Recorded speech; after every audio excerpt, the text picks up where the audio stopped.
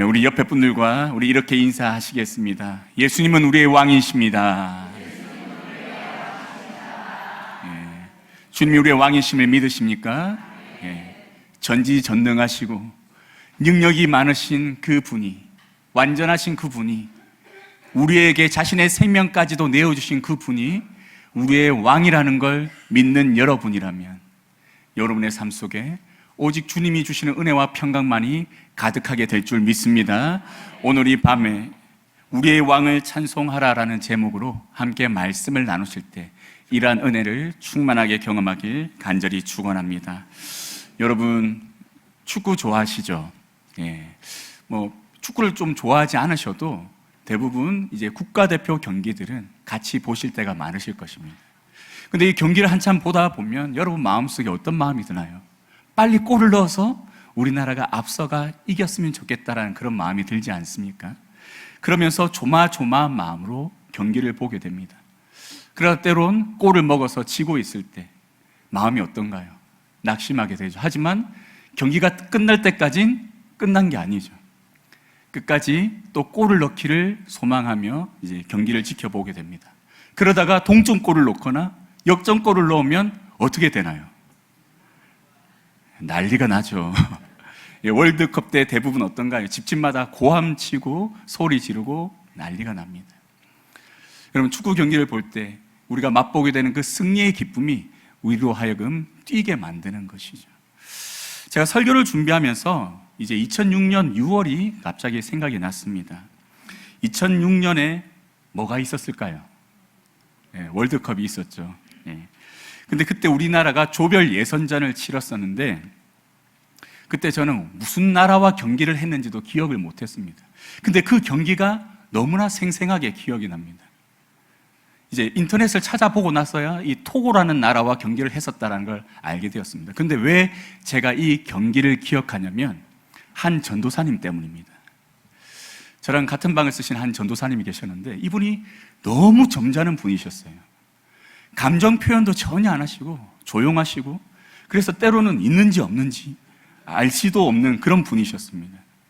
한 번은 이분이 일어나다가 책상에 이렇게 머리를 찧으셨어요.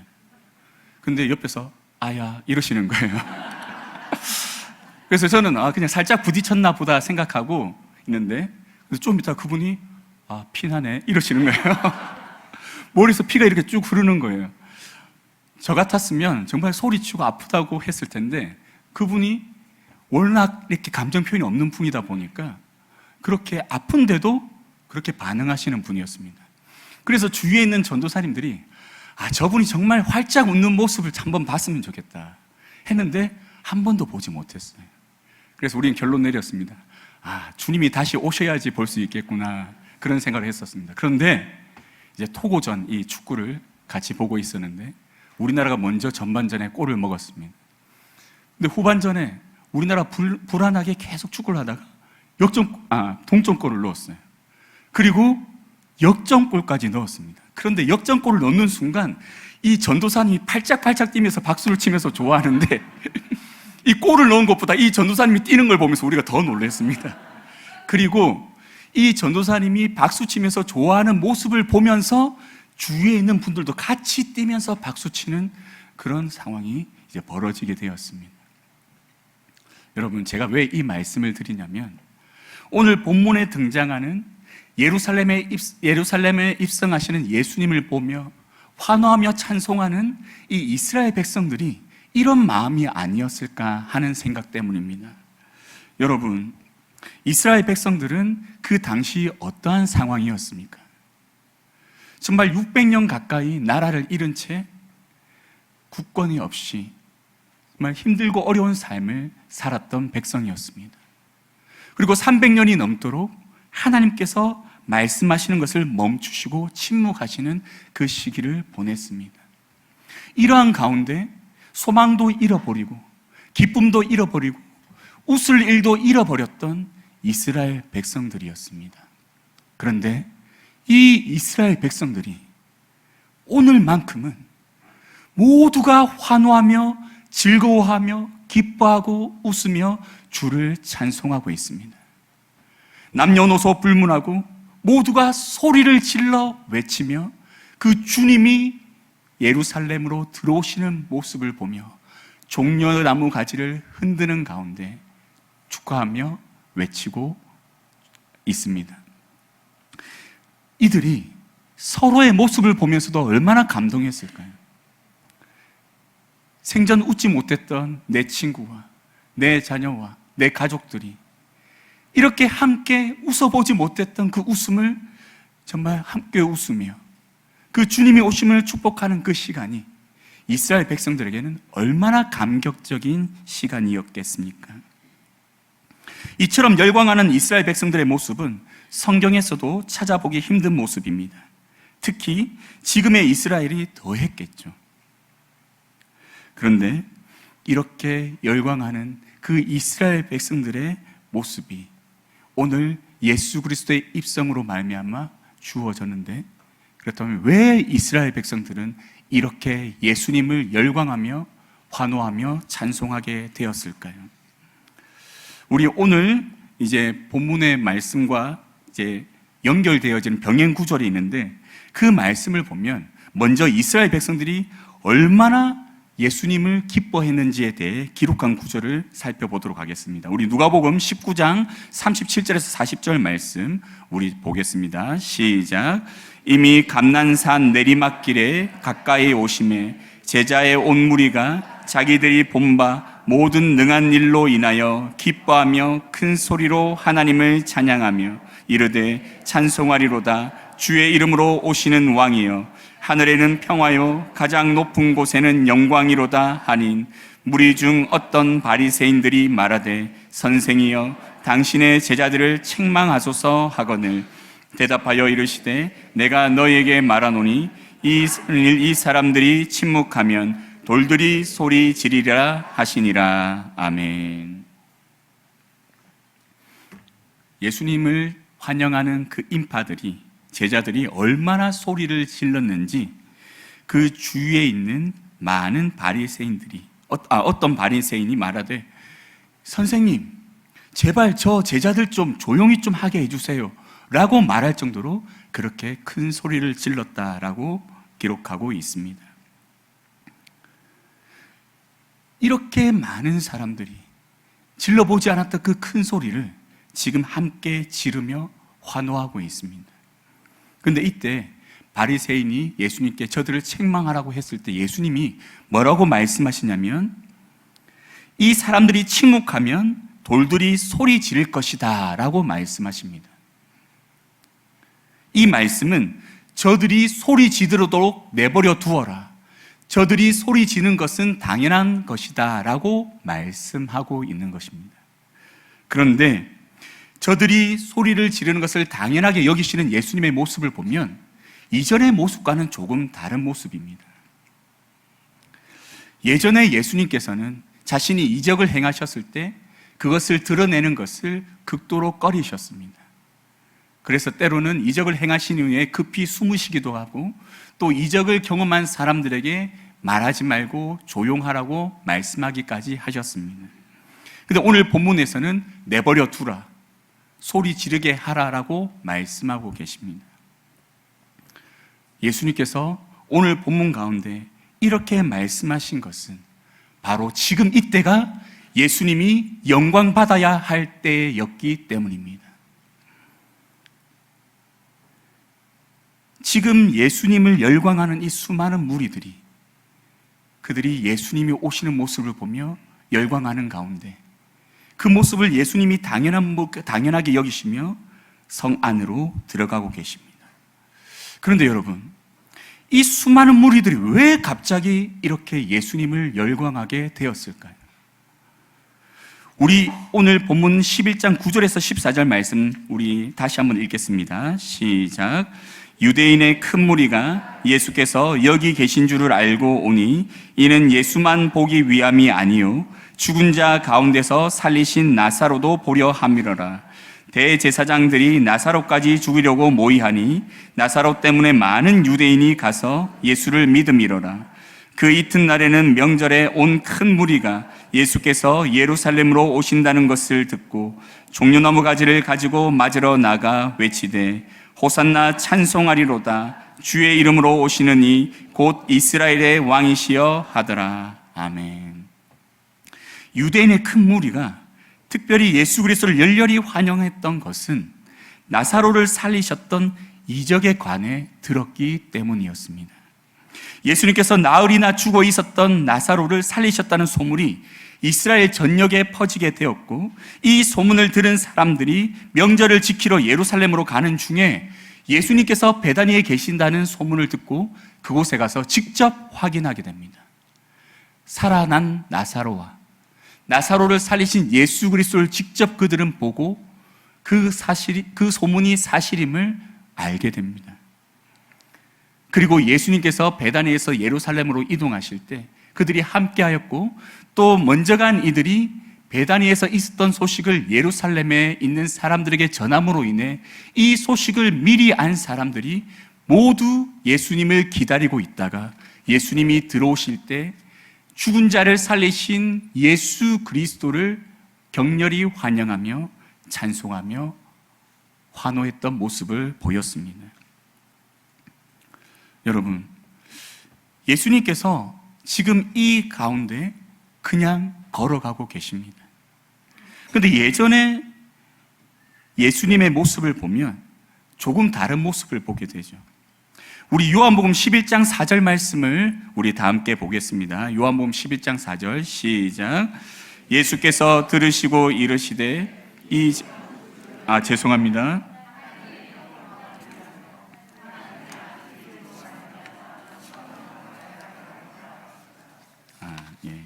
죄송합니다.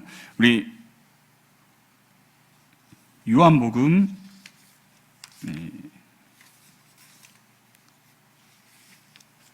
우리 요한복음 2장 말씀 요한복음 2장 3절에서 4절 말씀 우리 다 함께 읽겠습니다. 시작. 포도주가 떨어진지라 예수의 어머니가 예수에게 이르되 저들에게 포도주가 없다 하니 예수께서 이르시되 여자여 나와 무슨 상관이 있나이까 내 때가 아직 이르지 아니하였나이다. 아멘. 예수님께서는 예전에는 이적을 행하실 때 굉장히 조심한 모습을 보였습니다. 그리고 그로 말미암아 자신이 드러나고 영광받는 것에 대해 극도로 꺼리셨죠. 가나 혼인잔치 때의 모습이 대표적입니다. 포도주가 떨어져서 예수님의 어머니 마리아가 예수님에게 말하여서 포도주가 떨어졌다, 이 문제를 좀 해결해 달라고 요청합니다. 그런데 예수께서 이르시면서 뭐라고 말씀하시냐면 여자여 나와 무슨 상관이 있습니까? 라고 말씀하십니다. 그리고 하신 말씀이 무슨 말씀이냐면 아직 내 때가 이르지 아니하였다라고 말씀하십니다. 예수님의 때가 아직 이르지 아니하였으므로 지금 예수님께서는 자신이 이적을 행하는 것에 대해서 하지 않겠다라고 말씀하셨습니다.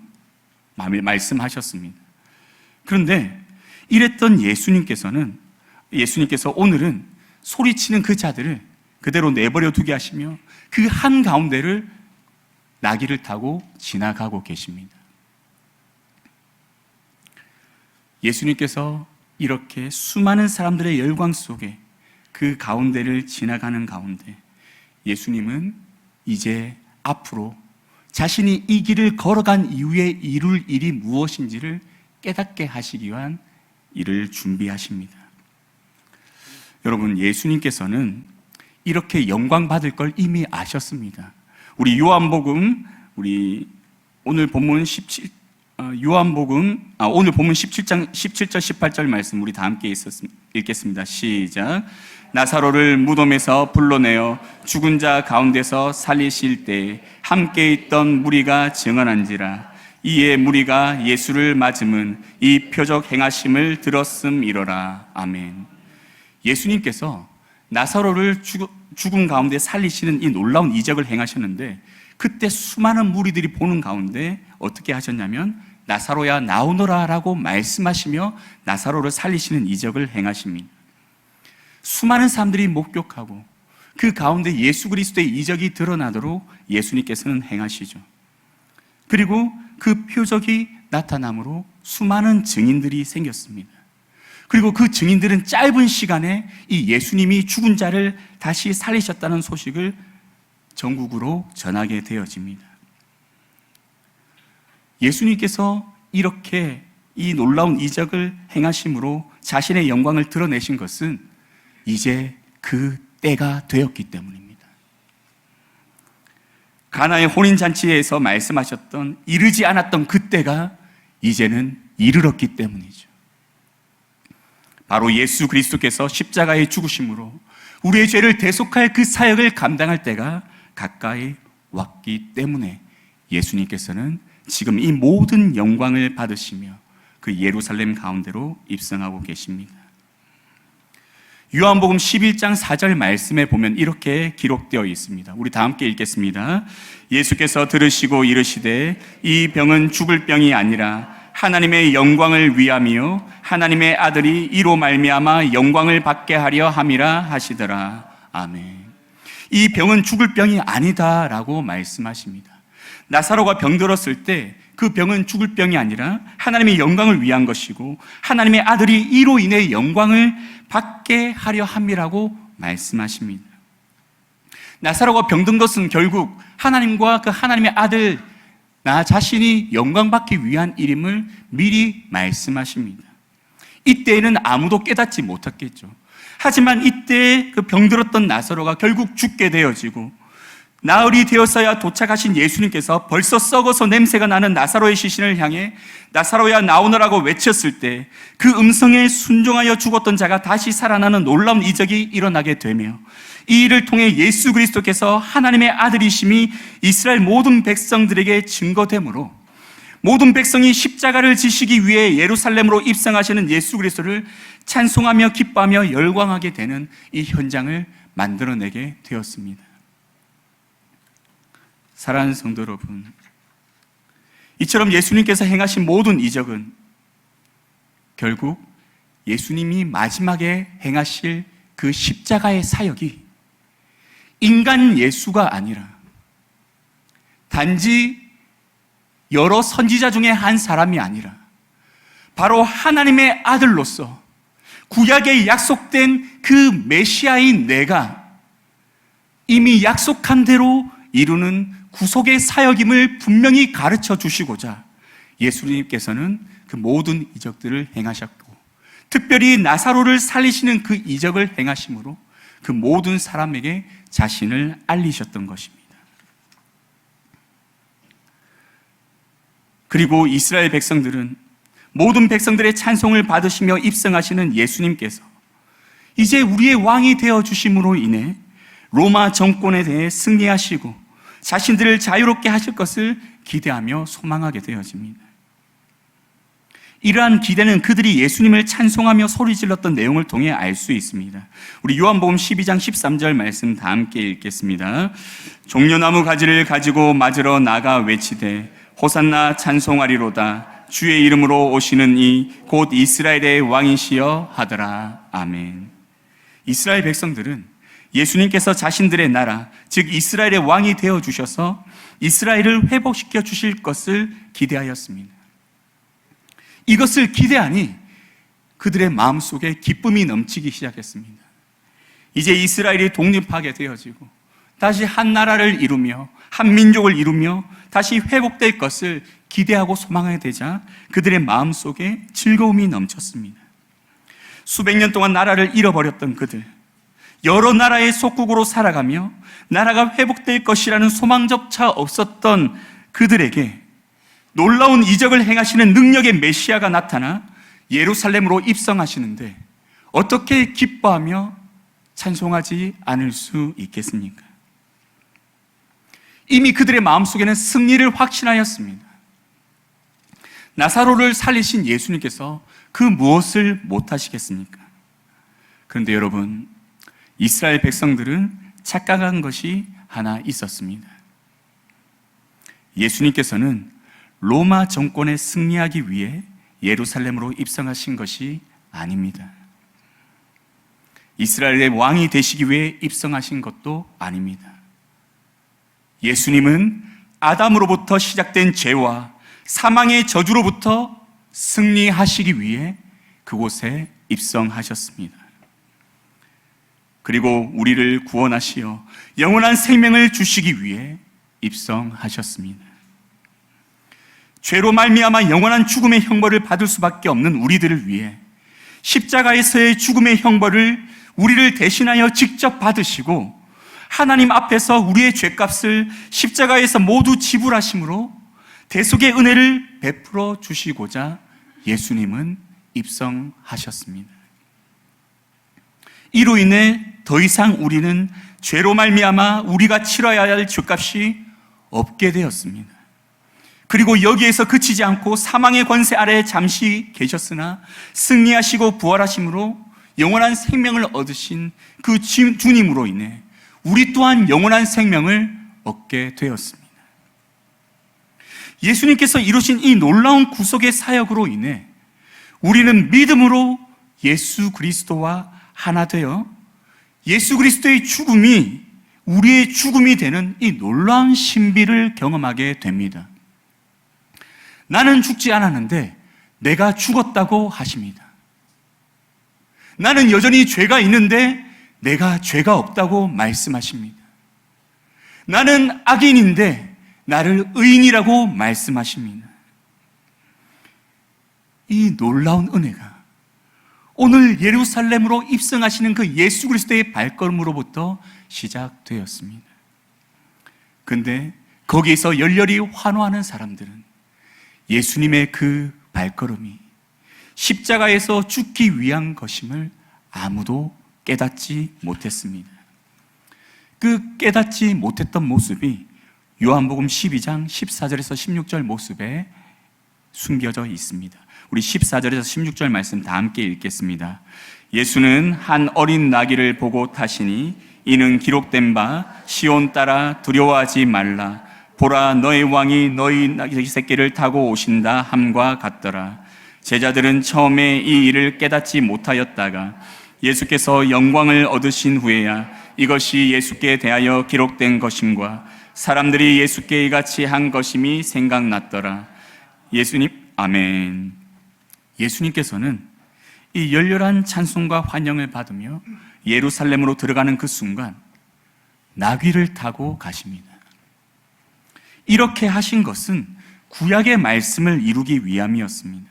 구약의 말씀에 왕이 나귀의 새끼를 타고 오신다라고 한 그 내용 그대로 예수님께서는 나귀 새끼를 타고 입성하시며 왕이신 예수님께서 이스라엘의 왕이 되시기에 입성하는 것이 아닌 낮아지시기 위해 입성하는 것임을, 십자가에서 죽으시기 위해 입성하는 것임을 분명히 보여주십니다.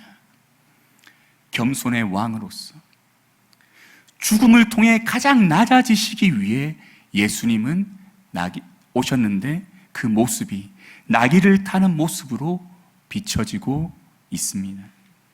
그런데 이것을 제자들은 깨닫지 못했습니다. 왜 예수님이 나귀를 타고 입성하시는가? 아무도 알지 못했습니다. 그러나 예수님께서 십자가에서 죽으심으로 대속의 사역을 완성하시고 부활하심으로 영광을 얻으신 이후에 그때야 예수님께서 나귀를 타신 것을 깨닫게 됩니다. 16절 말씀에 생각났더라 이 단어는 이 원어로는 수동태로 사용되었습니다. 그렇다면 어떻게 해석되어지냐면 깨달아지게 되었다라는 의미를 가집니다. 제자들이 예수님께서 영광을 얻으신 후에 그 나귀 새끼를 타고 입성하신 그 이유를 깨달아지게 되었다라고 말해주고 있습니다. 누가 깨달아지게 만드셨을까요? 성령님이시죠. 성령님께서 이제 그들 가운데 오시자 그들이 깨닫지 못했던 것, 보아도 알지 못했던 것을 깨닫고 보고 알게 되었습니다. 그 중에 한 가지가 바로 예수님께서 나귀 새끼를 타고 입성하신 것이었습니다. 제자들도 깨닫지 못했는데 하물며 거기 있는 사람들이 깨달았겠습니까? 예루살렘으로 입성하신 예수님께서 왕이 되어 이스라엘을 재건하실 것이란 기대를 했던 수많은 백성들은 대제사장들과 바리새인들과 사두개인들과 서기관들의 모략으로 예수님께서 붙잡히시자마자 배반하게 됩니다. 예수님을 열렬히 환호했던 입술이 예수님이 초라하게 붙잡히시자마자 어떻게 말했습니까? 저 예수 그리스도를 십자가에 못 박으라고 말하기 시작했습니다. 주의 이름으로 오신 이여 이스라엘의 왕이여라고 고백했던 그 입술들이 며칠이 지나지 않아 예수님을 십자가에 매달아 죽이라고 소리치는 입술로 바뀌었습니다. 예수님께서 예루살렘에 나귀를 타고 입성하시는 목적을 깨닫지 못했던 그들이었기에 이렇게 하였습니다. 그리고 제자들 또한 모두 도망하였습니다. 하지만 이후에 성령이 제자들 가운데 임하시고 예수님께서 행하신 구속의 사역이 무엇을 의미하는지를 그들이 깨닫게 되자 왕으로 오셨지만 가장 낮아지셔서 우리를 대신하여 십자가에 죽으심으로 나를 대속하시고 나를 구원하셨음을 깨닫게 되자 그들은 이제 자신들을 위해 나귀를 다루고 입성하셨던 그 예수 그리스도를 진정으로 찬송하기 시작하였습니다. 그 찬송의 소리가 어떻게 울려 퍼지기 시작하였냐면 수많은 제자들과 믿음의 성도들의 목숨을 건 복음의 선포를 통해 울려 퍼지기 시작했습니다.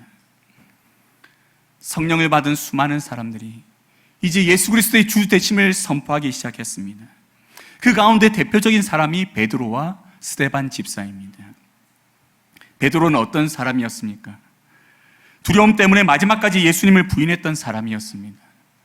근데 그가 예수 그리스도께서 입성하신 그 의미를 깨닫고 예수님께서 십자가에 달리신 이유를 깨닫고 그로 말미암아 자기가 받은 생명이 어떠한 의미인지를 깨닫게 되자 이제 더 이상 죽음을 두려워하지 않고 자신을 위해 생명을 내어주신 예수 그리스도 그분을 믿음으로 구원받을 수 있다는 이 복음의 메시지를 선포하기 시작하였습니다. 그 복음을 선포하다가 수없이 갇혔지만 풀려나자마자 다시 예수 그리스도의 복음을 전하는 담대한 모습을 보여주었습니다. 스데반 집사도 마찬가지입니다. 율법에 사로잡혀 예수 그리스도를 알아보지 못한 수많은 유대의 지도자들 앞에서 예수 그리스도가 참 하나님이심을 그 아들 되심을 선포하다가 결국 죽게 되었습니다. 하지만 스데반은 죽음을 두려워하지 않았습니다. 그리고 마지막 때의 하늘의 영광을 바라보며 그로 인해 기뻐하였습니다. 여러분, 제자들이 어떻게 이렇게 변화되었습니까? 바로 성령이 예수님께서 죽으신 그 죽음의 의미를 깨닫게 하자, 예수님으로부터 주어진 생명을 깨닫게 되자 그들이 이렇게 변화되었던 것입니다. 사랑하는 성도 여러분, 여러분은 어떻습니까? 우리도 이 제자들처럼 예수님을 처음 만났을 때 이 감격과 기쁨을 깨닫지 않았습니까? 처음 예수님 만났을 때 여러분 마음이 어떠셨습니까? 우리는 죄인이요, 마치 사형수와 같이 죽음을 앞두고 살아가는 그런 인생임을 분명히 깨닫지 않았습니까? 근데 사형 선고가 내려져 있던 내 인생, 그 인생 가운데 그 사형 선고를 거두시고 영원한 생명을 선물로 주신 분이 예수 그리스도이심을 깨닫게 되었을 때 우리는 얼마나 감격하고 기뻐하며 그 주로 말미암아 우리의 삶 속에 감사가 넘쳤습니까?